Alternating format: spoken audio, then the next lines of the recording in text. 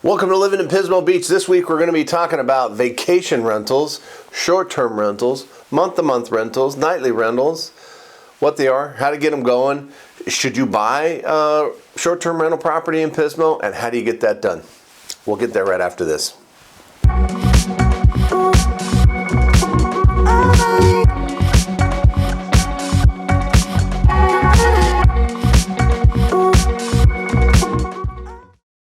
Pismo Beach. Hey guys, guess what? Important announcement. August 2nd, 2022, City of Pismo Beach adopted an urgency ordinance imposing a moratorium on the issuance of new short-term rental licenses. They're not currently accepting applications, no new permits to be issued until further notice. So if you're on the hunt, I've got a little tip for you coming on a little sidebar here in a bit, but we're going to talk about the short-term rentals, where they're allowed, how they're allowed, and you can be prepared for when the time comes for you to do something with your investment property here in Pismo. So if you go to the Pismo Beach, pismobeach.org website, actually on the left-hand side here, it shows the short-term rental permit. Just click there. That'll take you to our page that we're reviewing today. I think the big deal in this whole thing is, where can you do this? I need to zoom out. Well, as far as I can get. So if you're looking at the city of Pismo Beach on a map, here's a corresponding map. So you've got Pismo and the pier right here in the middle. Pismo Heights neighborhood, and then you move up north to Shell Beach, St. Andrews, and then further north to Sunset Palisades. So if we were looking at the document, this RSL section here is Pismo Heights. There's the pier. And then as you move further south, you've got the outlet malls, the Ventanas neighborhood, and then some of the other neighborhoods as you move further south. These are in the, oh man, you can't even see it. These are in the zone where you are not allowed to have short-term rentals at all. So they're forbidden right now because they're not issuing new permits. But these areas have sections in them where you can't do short-term rentals at all. Now, we're going to get into the definitions here in a minute. So the dark blue or darker blue is allowed. The lighter blue is not allowed. And then the tan color here, or yellow, is vacation rentals are allowed. Now, vacation rentals and short-term rentals, let's get into that. Let's go back to the city website.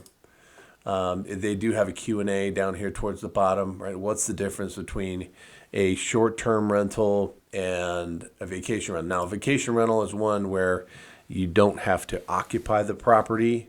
A short-term rental, you do. So here's our definition on a short-term rental. It's a detached single-family residence or accessory dwelling unit for less than 30 consecutive days rental period, where the primary residence is not being concurrently occupied by the renter, the owner. Very important. So you need to be living on the property. What's the difference between a vacation rental and a short-term rental? Vacation rental is a rental permitted within commercial zoning, rural residential, R4, which is it's a higher density. CD, I wasn't able to find what the definition is, CD-C, CD-M, and CD. Basically, these are commercial zones. So what we're looking at in the vacation rentals is the commercial zones are where all the hotels are. And so you're going to be applying for a vacation rental. You're essentially being a single unit or double unit hotel. And these are where the hotels are located. So you'll notice all along Shell Beach Road, all those commercially zoned properties, it's probably zoned mixed use, would be my guess, which is probably the CD-M, commercial designation dash mixed. There's Dinosaur Park, all the way down to the Ventanas Hotel, all the hotels, and then the downtown section. So this is the coastal zone. And you're allowed to do vacation rental where you own the property and you rent it out as a vacation rental on a night-by-night basis. That's what this looks like when you go over to one of my favorite vacation rentals websites, which is Vacasa. Love these guys. We've stayed in a few of their units that they manage.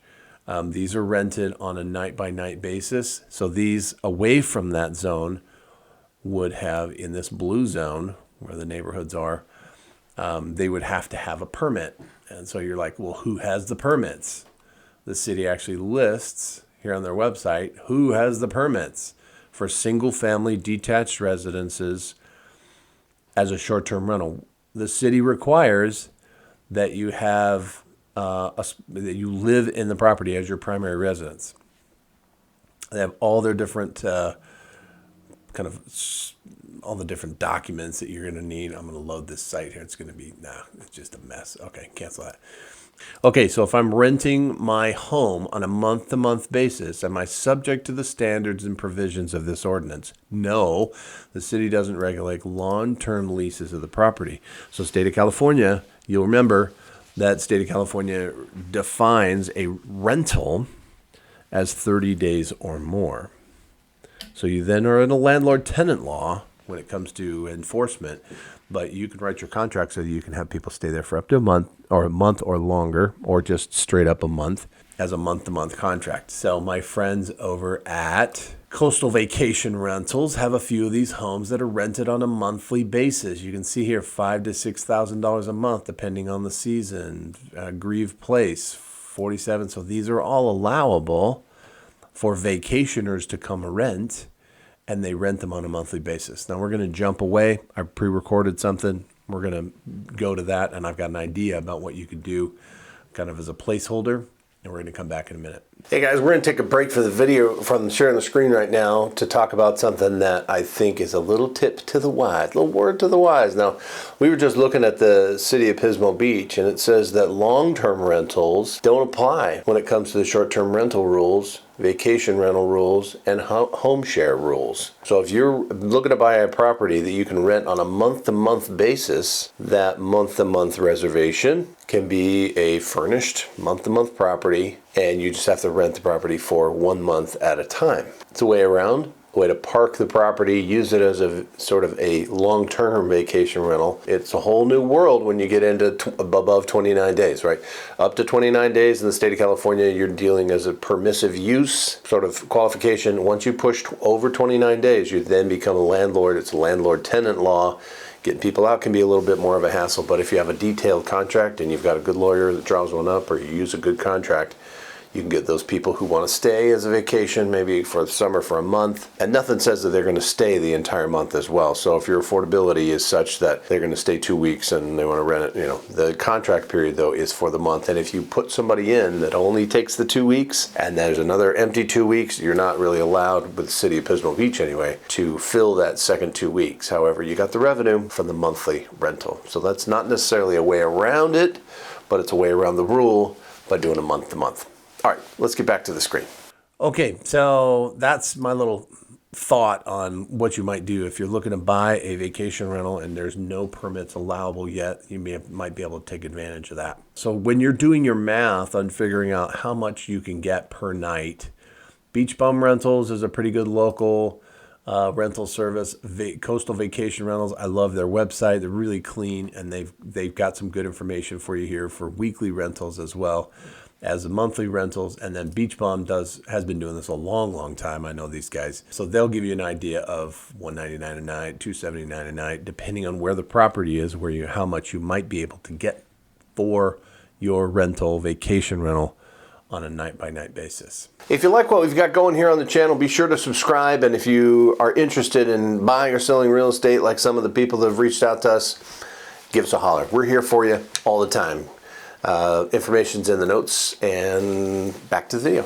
There is the definitions. I think this is the very important part. So we are still on the City of Pismo Beach website. When it comes time, once the permits are allowable, you'll need to make sure you follow this check-by-check, step-by-step here. But I think right now, for what we're talking about, the definitions are the key part. Remember that the vacation rental is a rental permitted within C1, RR, all these various zones. And separate from this, so a vacation rental does not require the owner to live in the rental at any point in the year, whereas a short-term rental does. are less than 30 consecutive days permitted within R1, R2, which are residential zoning, R3, also residential zoning, RSL, residential special, RSM, which is residential special multifamily, I believe. PR is tied to planned unit developments or apartments, or planned, I suppose it's planned unit because the short-term rental rules only apply to separate, distinct single-family residences.